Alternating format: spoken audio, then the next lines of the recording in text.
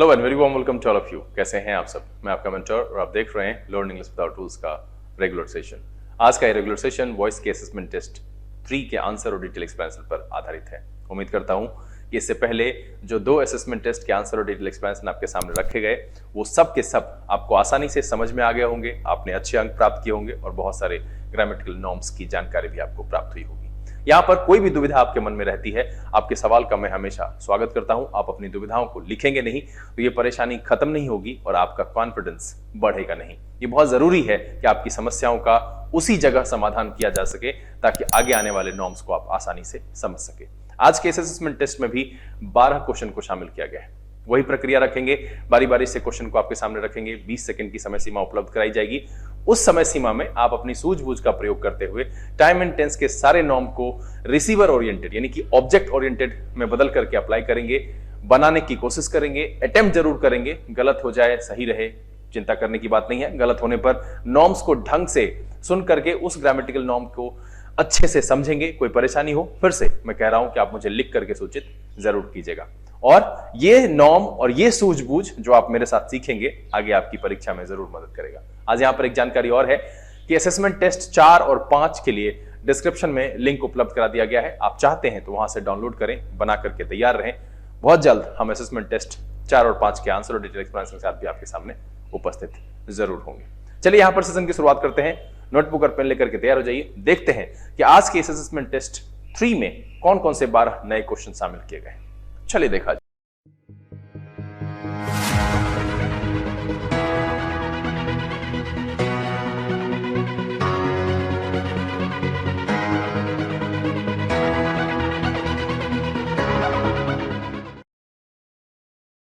आइए हम आज के सेशन की शुरुआत करते हैं और वॉइस के असेसमेंट टेस्ट 3 में मौजूद सभी 12 क्वेश्चन को बारी बारी से आपके सामने रखते हैं। समय सीमा है, उसमें उसको अटेम्प्ट कीजिए, फिर एक्सप्लेनेशन को गौर से समझने की कोशिश कीजिए। कोई भी बात अटपटी लगे, समझ में ना आए, लिख करके मुझे बताइएगा जरूर। साथ में अपने द्वारा प्राप्त किए गए अंक भी लिख करके मुझे सूचित जरूर करेंगे। सेशन को शुरू करेंगे लेकिन उससे पहले जो लोग इस चैनल पर नए हैं, चैनल को सब्सक्राइब कर लीजिए, बेल आइकन जरूर प्रेस कीजिएगा ताकि यहाँ से अपलोड की गई वीडियोस की नोटिफिकेशन आपको मिले और आपका कोई भी सेशन मिस ना हो। चलिए आज के सेशन का जो पहला सवाल है वो आपके सामने आ चुका है और आपके लिए हम समय की व्यवस्था कर दें। आपका समय शुरू होता है अब।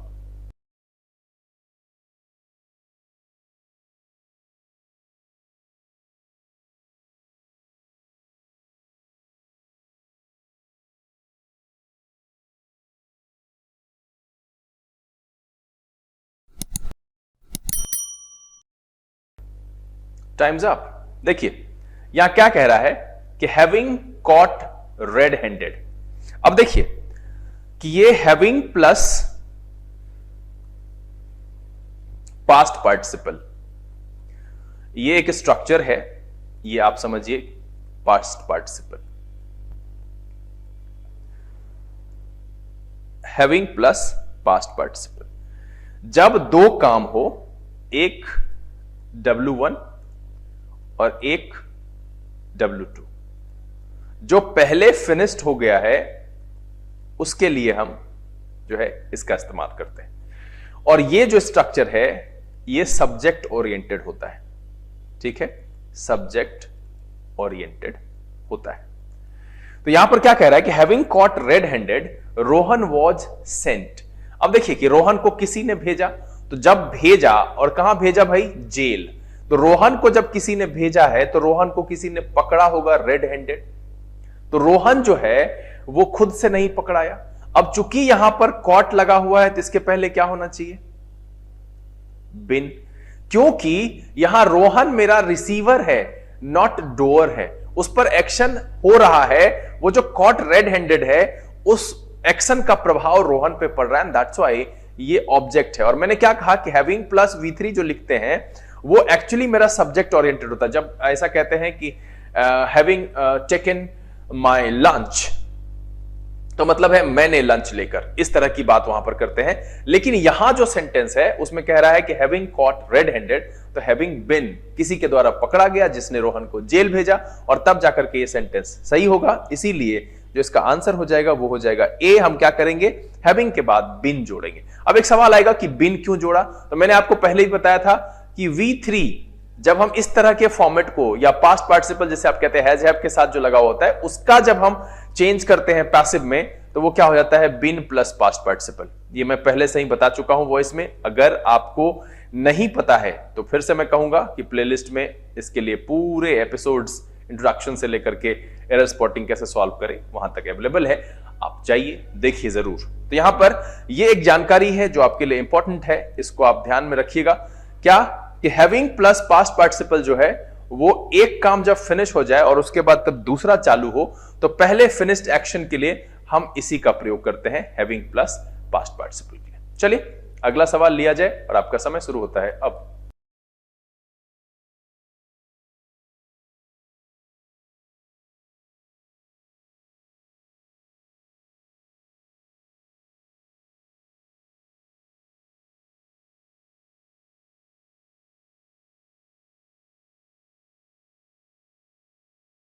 Times up. देखिए क्या कह रहा है कि my peon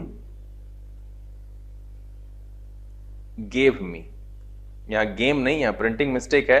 my peon gave me a piece of news a few days ago. यहां पर फिर से देखिए कि रिपीट हुआ है, इस क्वेश्चन में बहुत सारी प्रिंटिंग मिस्टेक है, इसको मैं यहीं पर सुधार दे रहा हूं। यहां पर गेम नहीं, यहां पर गेव है, ठीक है।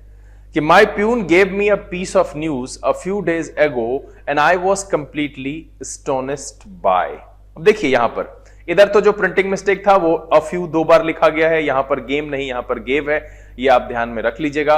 प्रिंटिंग मिस्टेक वैसे भी अवॉइडेबल होता है और आपके एग्जामिनेशन में इस तरह की प्रिंटिंग मिस्टेक बहुत कम देखी जाती है, ना के बराबर। यहां जो मेन मुद्दा है कि कह रहा है कि my peon gave me a piece of news a few days ago and I was completely astonished। अब यहां पर जो बाय लगा हुआ है ना ये गलत है, यहां से फिर से कुछ प्रेपोजिशन वाली जानकारी मैं आपके साथ जोड़ दे रहा हूं। astonished, alarmed,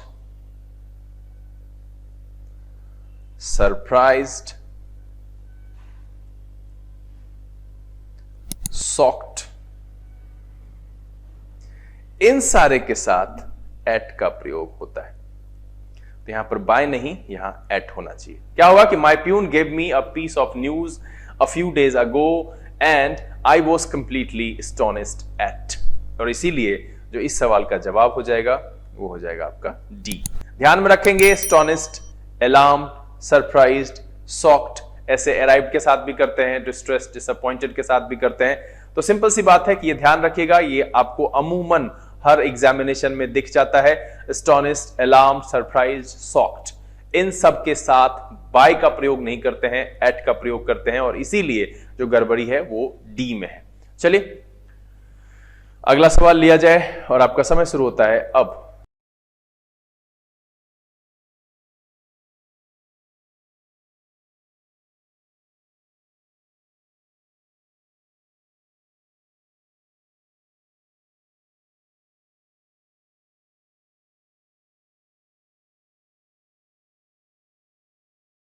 times up. देखिए क्या कह रहा है कि we can take these curtains because they are to wash and to be sent. अब देखिए कर्टन जो है इस वॉश का रिसीवर होगा, मतलब है कि उस पर वो एक्शन परफॉर्म होगा और परफॉर्म किसी और के द्वारा होगा।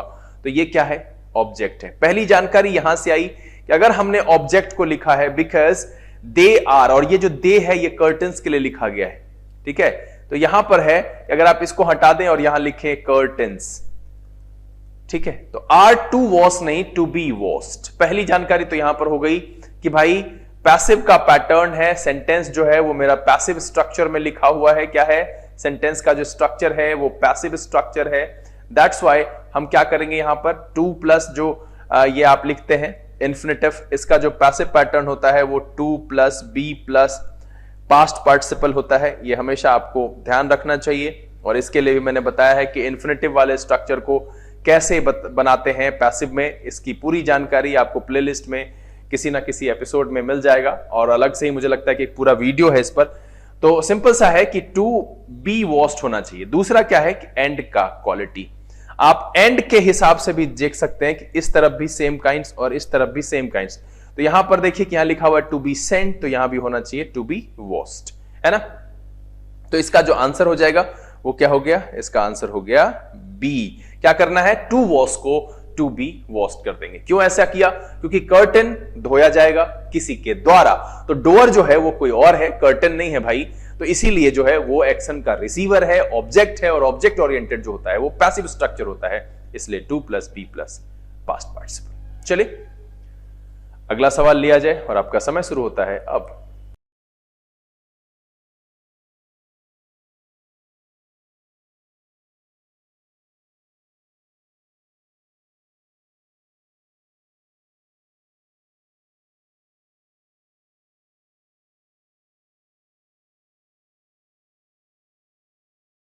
Times up. देखिए क्या कह रहा है, over use of air condition has been laid. अब देखिए ये जो ओवर यूज है ये मेरा सब्जेक्ट है। किसका ओवर यूज कह रहा है भाई, तो एयर कंडीशन का जो ओवर यूज है वो लेड करता है किस चीज को, तो सब्जेक्ट ओरिएंटेड है, इसलिए यहां पर जो है बिन नहीं होना चाहिए। इस सेंटेंस का जो स्ट्रक्चर है वो स्ट्रक्चर जो है वो एक्टिव स्ट्रक्चर फॉलो होगा, पैटर्न जो है वो एक्टिव है। कैसे, मैंने समझा, आप यहां सीधा समझिए। कह रहे हैं ना कि ओवर यूज ने बढ़ाया है, ओवर यूज ने जो है उसको उस तरफ दिशा दिया है, किधर भाई, वन ऑफ द प्रॉब्लम्स, जो प्रॉब्लम्स है उसमें से कई सारे जो प्रॉब्लम्स है उसमें से एक generated by the air pollution, जो एयर पोल्यूशन से बहुत सारी समस्याएं उत्पन्न होती है उसमें से एक को जो है over use of air condition ने भी लीड किया है, बढ़ाया है, ठीक है, उसको वहां तक ले गए हैं, स्थिति को बदतर किया है। तो सिंपल सी बात है कि ये मेरा जो है वो सब्जेक्ट ओरिएंटेड सेंटेंस है, इस का जो डोअर है ये ओवर यूज है, इसकी वजह से ये स्थिति पैदा हुई है, एंड दैट्स व्हाई यहां पर जो है बिन लिखना बिल्कुल गलत है, क्योंकि मेरा जो सेंटेंस का पैटर्न है वो क्या है, एक्टिव पैटर्न है। और एक्टिव पैटर्न में आपको पता है ना कि has, have, had plus V3, और इसको जब पैसिव बनाते हैं तो वो हो जाता है हैज, हैव, हैड, बिन और plus past participle,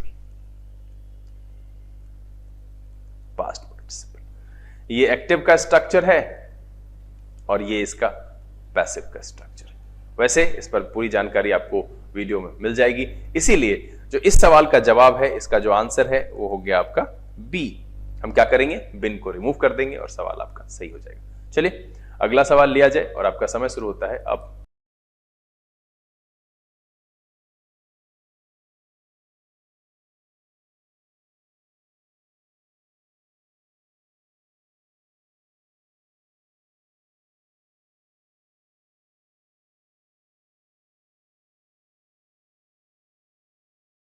times up. बड़ा ही आसान सा सवाल है ये। देखिए क्या कह रहा है, Kamal and Anju who were going to Andaman. मतलब है कि ये दोनों मेरा डोअर है, यानी ये दोनों मेरा क्या है, सब्जेक्ट है। सेंटेंस का पैटर्न क्या हो गया, जैसे सब्जेक्ट है इसका मतलब है कि एक्टिव पैटर्न है। आपको पहले से बताया है मैंने कि एक्टिव और पैसिव में अंतर यही है कि एक्टिव में हम सब्जेक्ट ओरिएंटेड सेंटेंस लिखते हैं, सब्जेक्ट के आधार पर सेंटेंस लिखा जाता है, और पैसिव में हम ऑब्जेक्ट ओरिएंटेड सेंटेंस लिखते हैं। तो यहां चूंकि कमल और अंजू ही मेरा जो है वो क्या है, सब्जेक्ट है, इस सेंटेंस का मेन हिस्सा है, तो यहां पर जो है वर के साथ या तो फाइंडिंग होना चाहिए, लेकिन इसको नहीं लिख सकते हम यहां पर, क्योंकि उनको मिला, ये पास्ट की एक घटना है जो दिखा कि Kamal and Anju who were going to Andaman found 2 dead people along the road leading to Andaman. मतलब है कि रोड के किनारे उसने 2 लोगों को जो है फाउंड 2 डेड पीपल, 2 मरे हुए लोगों को जो है सड़क किनारे देखा, उस सड़क किनारे जो अंडमान की तरफ जाती है। तो यहां पर वर लिखना बिल्कुल गलत है, क्योंकि अगर हम वर या वॉज प्लस पास्ट पार्टिसिपल लिखते हैं तो ये जो मेरा है पैसिव का पैटर्न होता है, और चूंकि मेरा सेंटेंस जो है वो सब्जेक्ट ओरिएंटेड है, इसका जो पैटर्न है वो एक्टिव है, इसलिए यहां पर वर अगर रिमूव कर देंगे तो ये मेरा V2 हो जाएगा। और आपको पता है कि एक्टिव में हम V2 का प्रयोग करते हैं, V1 V5 का प्रयोग करते हैं, is are M plus V4 का प्रयोग करते हैं, हैज हैव प्लस V3 या हैड प्लस V3 का प्रयोग करते हैं। जैसे यहां पर भी देखिए कि एक्टिव पैटर्न लिखा गया है कि were going to Andaman found 2 dead people along the road leading to Andaman. तब जाकर के ये सही हो जाएगा। और इसीलिए जो इस सवाल का जवाब है, बड़ा ही आसान सा सवाल है, यहां आसानी से दिख गया कि भाई कमल एंड अंजू जो है वो सब्जेक्ट है, डोअर है और डोअर से सेंटेंस की शुरुआत हुई है, इसलिए इसका पैटर्न जो है एक्टिव होना चाहिए। और एक हिस्सा जो है आपका एक्टिव में दिया हुआ भी है, is are am was were plus V4 वाला पैटर्न यहां पर दिया हुआ है। तो आगे जो है वो फॉन्ट वहां पर हम लिखेंगे तो वो एक्टिव का पैटर्न होगा और सही हो जाएगा। इसलिए इस सवाल का जो जवाब है वो है सी। चलिए अगला सवाल लिया जाए और आपका समय शुरू होता है अब।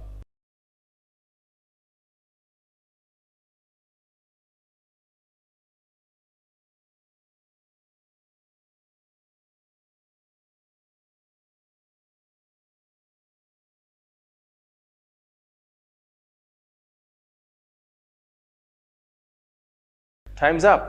क्या कह रहा है कि my teacher said that it believed. अब देखिए कि इट जो है, जैसे इसको अगर आप इसको यहां पर मैं अगर सीधे सीधे कहूं कि ये ऑब्जेक्ट है तो आपको अच्छा नहीं लगेगा। वैसे अगर आप इसको लिखें ऐसे, पीपल बिलीव्ड इट, क्योंकि ये कुछ ना कुछ है, कोई मान्यता, कोई बात, कोई स्टेटमेंट, कुछ ऐसी चीज जिसको लोग मानते हैं या कोई मानता है। ठीक है, हम मानते हैं, आप मानते हैं। तो अगर आप इसका स्ट्रक्चर देखें तो पीपल बिलीव्ड इट, होना क्या चाहिए, इट वॉज बिलीव्ड, है ना, ऐसी मान्यता थी, ऐसा माना जाता था। तो मेरे शिक्षक ने कहा कि इट वॉज बिलीव्ड, ये होना चाहिए, it was believed that honesty is the best policy but in the present scenario things are just opposite. मेरे शिक्षक ने कहा ऐसा माना जाता था कि ऑनेस्टी सबसे अच्छी पॉलिसी है, बट क्या कहे कि in the present scenario things are just opposite. तो मुझे यहां पर क्या हुआ, ये स्ट्रक्चर दिख गया कि भाई यहां इसका जो पैटर्न है वो पैसिव का है।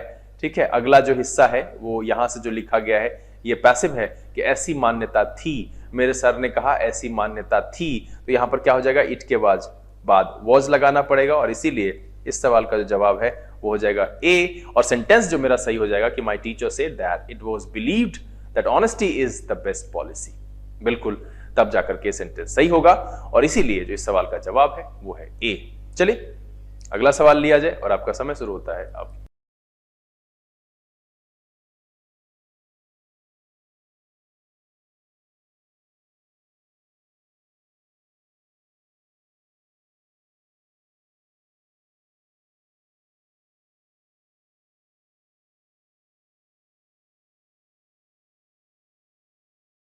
Times up. देखिए क्या कह रहा है कि the SSP of police asked, V2 है, वन ऑफ द विक्टिम्स। ठीक, और ये ऑफ है, इसका प्रयोग मैंने कई बार बताया है कि ऑफ का प्रयोग अगर हम सिलेक्शन के लिए करते हैं तो इसके आगे जो नाउन आता है या प्रोनाउन आता है वो प्लूरल होता है। ठीक है, तो विक्टिम्स लगा हुआ है। To tell the name of the person who, यहां पर एक्स्ट्रा है, आप इधर रख ले, who had been wounded them near FBB in Patna। अब कह रहा कि नेम द पर्सन, मतलब है कि किसी का नाम यहां पर मान लीजिए कि रोहन, सोहन, मोहन, किसी ने जो है who had been wounded them, यानी जो विक्टिम्स हैं उनको जो घाव पहुंचाया।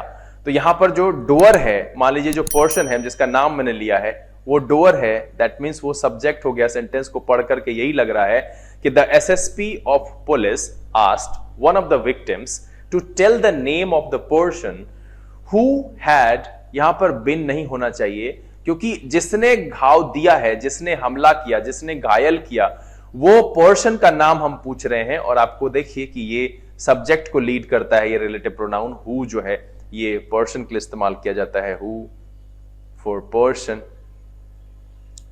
इसका मतलब होता है जो। ठीक है, रिलेटिव प्रोनाउन है ये।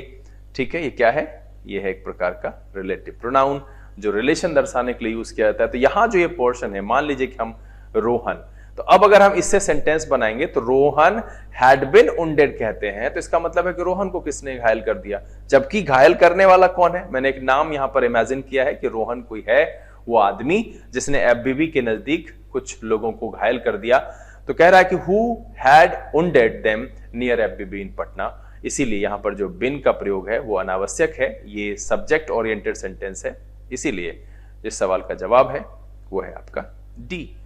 आसानी से आप इस बात को समझ सकते हैं। पढ़िए, जब आपको एक बार में लगता है कि नहीं बने तो मैं आपको यहां पर कहूंगा कोशिश कीजिए कि आप जो है 20 सेकंड की समय सीमा के अंदर बना पाते हैं तो ठीक, नहीं तो आप वीडियो को पॉज कर लीजिए, आप उसको पढ़िए। सवाल एक बार में नहीं समझ में आता, दोबारा पढ़िए। द एसएसपी ऑफ पुलिस, देखिए देर आए दुरुस्त आए वाली कहानी बहुत अच्छी है। मैं यहां पर 20 सेकंड की समय सीमा लेकर के इसलिए चलता हूं कि ये एक एवरेज टाइम है जहां पर एक एरर स्पॉटिंग के क्वेश्चन को सॉल्व कर लेना चाहिए। लेकिन अगर आपसे नहीं हो पा रहा है, आप सुपर बिगनर हैं, अभी आपने शुरू किया है बनाना, तो आपको परेशानी हो सकती है, तो वहां पर आप वीडियो पॉज कर लीजिए। जब एक बार में सवाल नहीं समझ में, दोबारा पढ़िए, सवाल में ही उसका जवाब है। The SSP of police asked one of the victims to tell the name of the person who had wounded them. Simple सा है कि ये जो पर्सन है वो मेरा सब्जेक्ट है, उसने घायल किया जो पीड़ित लोग हैं वहां पर उनको, तो उसका है, तो इसलिए इसका पैटर्न जो है पैसिव बिल्कुल नहीं होना चाहिए, और इसलिए मैंने यहां से बिन को हटा दिया। तो आंसर क्या हो गया? डी। चलिए अगला सवाल लिया जाए और आपका समय शुरू होता है। अब सवाल को देख करके डरिएगा नहीं, तेजी से पढ़िए या फिर उसको बनाइए।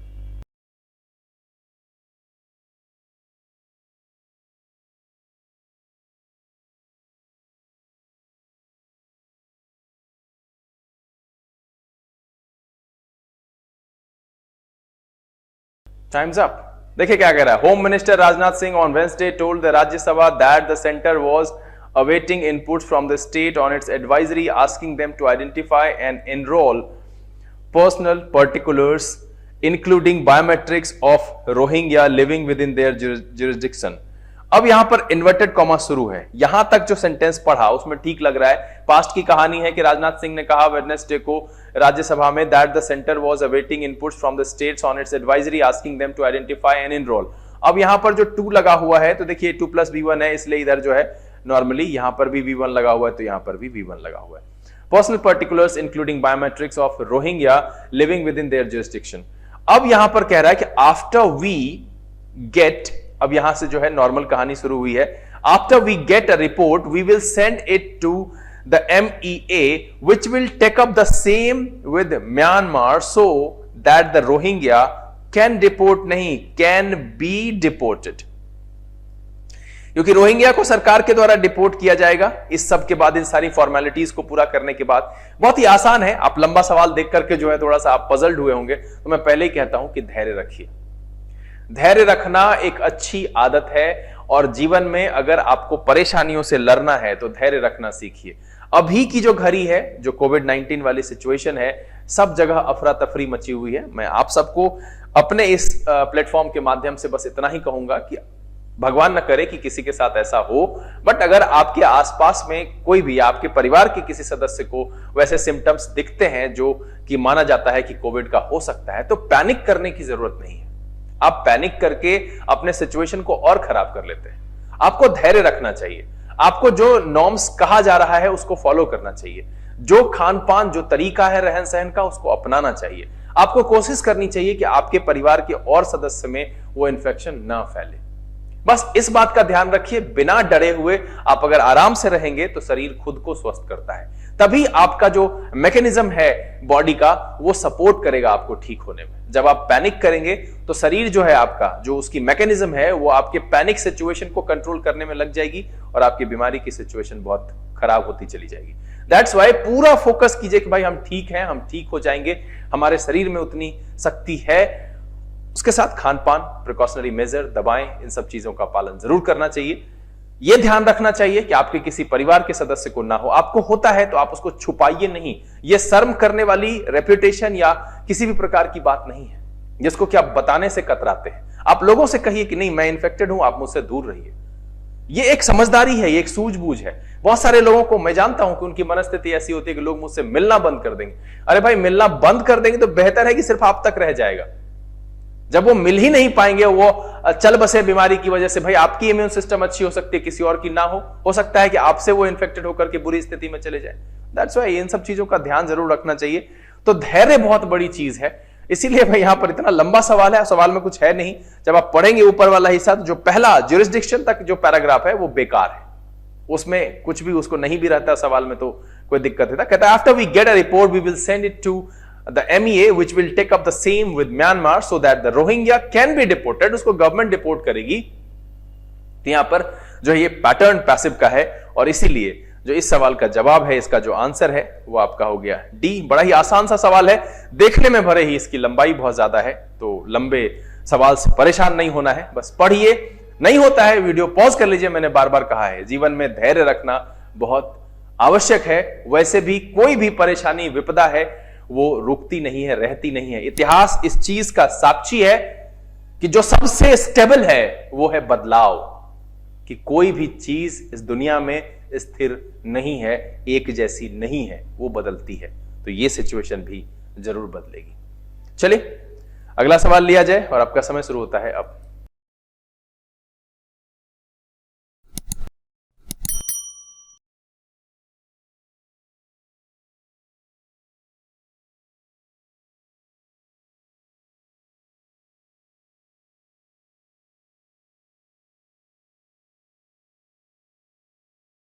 Times up. देखिए कह रहा है कि there is a simple bench on Indian side of the border where bags are inspected. ये पैसिव पैटर्न आपको यहां पर दिख गया आराम से, क्या है? पैसिव पैटर्न है ये। Bags are inspected and covered, ये भी वही है। Spot where the women are, यहां पर जब भी लगा तो होना चाहिए फ्रिक्स्ड एंड क्वेश्चनड। सिंपल सा है, पूरे सेंटेंस जो है वो पैसिव पैटर्न को फॉलो कर रहा है। बहुत आसानी से आप इसको समझ सकते हैं कि there is a simple bench on Indian side of the border where bags are inspected and a covered spot where the women are frisked and questioned. एक कवर्ड स्पॉट है जहां पर महिलाओं को जो है पूछताछ किया जाता है, जांचा जाता है, क्वेश्चन किया जाता है। तो यहां पर क्या है? Spot where the women are frisked and questioned, ये होना चाहिए फ्रिस्क्ड एंड क्वेश्चनड। यहां पर गलती है इसमें, ये और क्वेश्चन, इसलिए जो इस सवाल का जवाब है, आंसर है, वो है डी। बड़ी आसानी से देखिए वॉइस के ये तीसरे असेसमेंट टेस्ट तक आते आते आपको ये बात जरूर समझ में आ गई होगी, इसमें कुछ भी नहीं है। ये चेक करना होता है उस एक्शन का रिसीवर लिखा गया है शुरू में या डोअर लिखा गया है। अगर एक्शन का डोअर पहले लिखा है तो सारे के सारे एक्टिव पैटर्न अप्लाई होंगे। अगर रिसीवर पहले लिखा गया है तो पैसिव पैटर्न अप्लाई किए जाएंगे। और पैसिव पैटर्न में मैंने कहा कि बी प्लस पास्ट पार्टिसिपल हर जगह अप्लाई होता है। सिचुएशनल उसमें कहीं पर बी लगता है, कहीं पर इज लगता है, कहीं पर वॉज लगता है, कहीं पर बिन लगता है, कहीं पर बीइंग लगता है। बस इस बात को ध्यान रखना है और इसको सीखने के लिए आप प्लेलिस्ट में जाकर के वीडियोस देख सकते हैं। इस सवाल का जवाब है वो है डी। चलिए अगला सवाल लिया जाए और आपका समय शुरू होता है अब।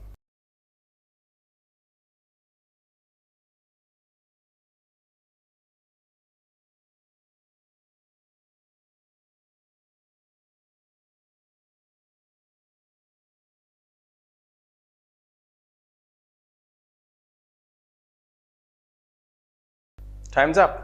देखिए, according to the RTI documents, instead of building the college, a part of the land had given to an institute, Indraprasth Institute of Information Technology, that will come up on the public-private partnership model. ठीक है, अब ये कह रहा है कि according to the RTI documents, instead of the building the college, a part of the land had given to an institute, Indraprasth Institute of Information Technology, that will come up. अब देखिए यहां पर दो अलग अलग हिस्से हैं। ये लिखने का तरीका है जो पहले दिया गया था। यहां पर ये जो दैट है ये इसके लिए लिया गया है। सिंपल सा है कि Indraprastha Institute of information and technology will come up on the public private partnership model. ये मेरा सिर्फ इतना सा हिस्सा है। इसमें से आप अगर इसको सीधा सीधा हटा करके यहां जो लिखा हुआ है IIIT, इसको अगर हम लिखें विल कम अप, इस तरीके का। ऊपर जो जानकारी है वो एक अलग जानकारी है कि according to the RTI documents, instead of building the college, a part of the land had given to an institute. अब कौन से इंस्टीट्यूट को दिया गया? नाम दिया Indraprastha Institute of Information Technology. फिर अब उसके बारे में कह रहा है कि Indraprastha Institute of Information Technology will come up on the public private partnership model. Simple सा है कि जब वो बनेगा तो इस मॉडल पर आएगा। ठीक, will come up on public private partnership model. और इसीलिए इस पूरे सेंटेंस में कहीं पर भी कोई गड़बड़ी नहीं है। थोड़ा सा आप हो सकता है कंफ्यूज होंगे, बट आप वो जो डैश देख रहे हैं बीच में, ये जो हिस्सा है यहां पर, यहां जो हिस्सा है वो दो अलग अलग इंफॉर्मेशन है। ऊपर वाला हिस्सा अलग है। नीचे जो कह रहा है कि जो लैंड प्रोवाइड किया गया था वो जो Indraprastha Institute of Information technology को, ये जो बनेगा, आएगा। कह रहा है IIIT यानी Indraprastha Institute of Information Technology will come up on the public private partnership model. इसीलिए इसमें कोई भी गड़बड़ी नहीं है, सेंटेंस बिल्कुल सही है और इसलिए इसका जो आंसर है वो है no error and the option is E. कोई भी गड़बड़ी यहां पर नहीं है। चलिए अगला सवाल लिया जाए और आपका समय शुरू होता है अब।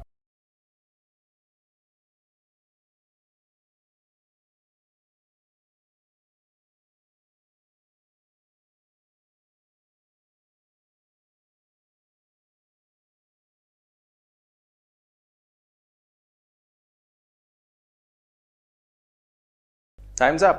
देखिए कह रहा है during the visit to UP the team was surprised to know that all the addresses were given. या होना चाहिए वर गिवन, या आप चाहें तो एलिप्सिस प्रयोग कर सकते हैं। आप वर्ड नहीं भी लिखेंगे तो वो अंडरस्टूड है। यहां पर जो है वॉज लिखा हुआ है तो वर जो है उसमें अंडरस्टूड हो जाएगा कि during the visit to UP the team was surprised to know that all the addresses given by Zalim Singh to his company were fake. यहां पर जो है ये गेव लिखा हुआ बिल्कुल गलत है। ये जो है रिसीवर है, ऑल द एड्रेसेस जो है जो दिया, और देने वाला कौन है भाई, ये है सब्जेक्ट मेरा। तो जो यहां पर लिखा गया है वो सेंटेंस है ऑब्जेक्ट ओरिएंटेड। क्या है, ऑब्जेक्ट है, पहले लिखा हुआ ऑब्जेक्ट ओरिएंटेड। तो इसका पैटर्न कैसा हो गया, पैसिव का पैटर्न हो गया। और जब ये पैसिव का पैटर्न हो गया तो यहां पर ये V2 लिखना कहीं से वाजिब नहीं है। आप गिवन लिख सकते हैं, या नहीं तो आप क्या करेंगे कि उसमें वर गिवन लिख दीजिए। बट आप चाहें तो एलिप्सिस क्या होता है कि जो शब्द जरूरी नहीं है उसको हम वहां से हटा देते हैं, छोटा करते हैं, गायब करते हैं, तो उसको एलिप्सिस कहते हैं। इस पर विशेष कभी बात करेंगे। तो यहां पर आप चाहें तो या तो आप पूरा आप वर गिवन लिख सकते हैं, या चाहें तो सिर्फ गिवन से भी काम चला सकते हैं, क्योंकि सेंटेंस का जो पैटर्न है उसमें वो अंडरस्टूड है कि during the visit to UP the team was surprised to know that all the addresses given by Zalim Singh. यहां पर कोई गड़बड़ी नहीं है। जो अगर आप सिर्फ गिवन लिखते हैं, वर गिवन भी लिखे अच्छी बात है, कोई दिक्कत नहीं है। इसीलिए जो इस सवाल का जवाब है, इसका जो आंसर है वो हो जाएगा बी। क्या करेंगे, गेव को रिप्लेस करेंगे वर गिवन से, या सिर्फ आप गिवन लिखिए तो भी चलेगा। चलिए आज के सेशन का आखिरी सवाल है और आपका समय शुरू होता है अब।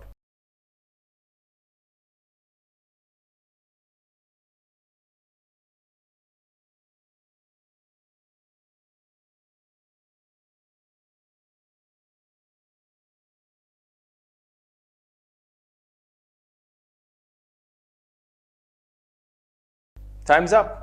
देखिए क्या कहता है, a police team rushed all of the injured to Sahyog hospital where mister Singh was declared brought dead. मतलब लाने पर मरे हुए घोषित किए गए। यहां दो सेंटेंसेस को मिलाया गया, ठीक है, कि where mister Singh was brought and mister Singh was declared dead. तो इसको एक ही साथ मिलाकर के लिखा है कि Sahyog hospital where mister Singh was declared brought dead while Rocky Singh, Dilip and Anand Prasad were discharged after treatment. कहीं पर भी इसमें कोई गड़बड़ी नहीं है। यह भी मेरा रिसीवर है, डिस्चार्ज कर दिया गया हॉस्पिटल की अथॉरिटी की तरफ से, और वो जो लाए गए तो यहां पर जो है वॉज डिक्लेयर्ड, डॉक्टरों ने घोषित की। तो एक्चुअली जो पैटर्न है सेंटेंस का, शुरू वाला हिस्सा जो है police team rushed all the injured to Sahyog hospital, ये यहां पर ठीक है। पुलिस वहां पर डोअर है तो rushed all the injured to Sahyog hospital. अब यहां से शुरू हुआ कि where mister Singh was declared brought dead. बिल्कुल यहां पर ये मिस्टर सिंह जो है वो रिसीवर है, इसके ऑब्जेक्ट है यहां पर ये, तो इसीलिए जो पैटर्न है वो पैसिव का लिखा गया है। While Rocky Singh, Dilip and Anand Prasad were discharged. बिल्कुल यहां पर ये तीनों भी रिसीवर हैं और इसलिए पैटर्न जो है पैसिव है, और इसीलिए इस सवाल में, इस सेंटेंस में कोई गड़बड़ी नहीं है। इसका जो आंसर है वो है no error and the option is E. उम्मीद करता हूं कि इस सेशन में जो 12 क्वेश्चन रखे गए, जिसमें से 2-4 काफी लंबे थे बट कठिन नहीं थे, लंबाई देख करके आप डर गए होंगे। खैर, आप मुझे जरूर बताइए कि आपने इसमें कितने अंक प्राप्त किए। अंक मुझे नीचे लिख करके सूचित जरूर कीजिएगा। मेरे द्वारा दिए गए एक्सप्लेनेशन को भी आप ठीक ठीक समझ गए होंगे। अगर उस एक्सप्लेनेशन के दौरान कोई भी ऐसी बात रही जो आपको समझ में नहीं आई, कहीं पर कुछ अटपटा लगा, आप मुझे नीचे लिख करके सूचित जरूर करेंगे। अपने द्वारा प्राप्त अंक भी मुझे लिखिएगा जरूर। यहां पर उम्मीद करता हूं कि आप सब वॉइस में अब इतने सक्षम हो गए होंगे कि अब आप आसानी से वॉइस के किसी भी तरह के सवाल को सॉल्व कर सकते हैं। वैसे बच्चे जिन्हें अभी भी परेशानी हो रही है, मैं आपको यही सलाह दूंगा कि वॉइस के जितने भी रिकॉर्डेड वीडियोस प्लेलिस्ट में अवेलेबल हैं, आप उसको ढंग से देखिए, सारे नॉर्म्स को समझने की कोशिश कीजिए। टाइम एंड टेंस के नॉर्म्स अगर आपको नहीं पता है तो आपको टाइम एंड टेंस जरूर देखना पड़ेगा, क्योंकि सारा जो वॉइस का ग्रामेटिकल नॉर्म है वो कहीं ना कहीं कुछ चीजों को छोड़ करके सब टेंस पर ही आधारित है, जिसके कि ऑब्जेक्ट ओरिएंटेड पैटर्न को हम यहां पर वॉइस में अप्लाई करते हैं। बहरहाल समय है यहां से विदा लेने का, लेकिन विदा होने से पहले जो लोग इस चैनल पर नए हैं, चैनल को सब्सक्राइब कर लीजिए, बेल आइकन जरूर प्रेस कीजिएगा ताकि यहाँ से अपलोड की गई वीडियोस की नोटिफिकेशन आपको मिले और आपका कोई भी सेशन मिस ना हो। जो लोग पहले से जुड़े हुए हैं वो इसे ज्यादा से ज्यादा सोशल नेटवर्किंग साइट पर शेयर करें। पढ़ें, पढ़ाएं, खुश रहें, मस्त रहें। अगले दिन बहुत जल्द फिर एक नए एपिसोड के साथ आपके सामने उपस्थित होंगे। तब तक के लिए घर में रहें, अपना और अपने परिवारजनों का ख्याल रखें, पढ़ाई करते रहें। Learn English without rules, cases and say, this is BK Singh signing off. Keep reading, keep practicing. Thank you. God bless you.